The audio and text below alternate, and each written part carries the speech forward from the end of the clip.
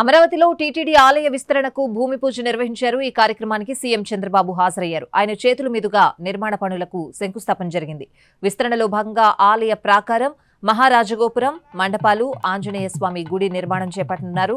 2 దశల్లో 260 కోట్ల వ్యయంతో ఆలయ అభివృద్ధి పనులు చేస్తున్నారు.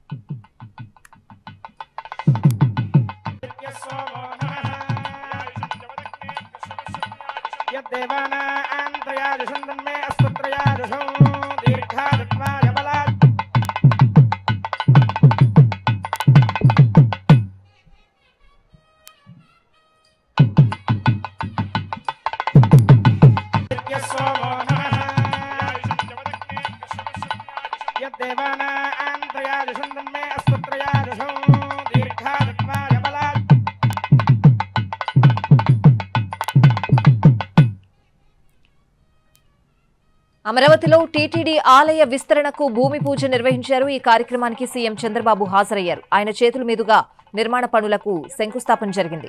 విస్తరణలో భాగంగా ఆలయ ప్రాకారం, మహారాజగోపురం, మండపాలు, ఆంజనేయ స్వామి గుడి నిర్మాణం చేపట్టనున్నారు.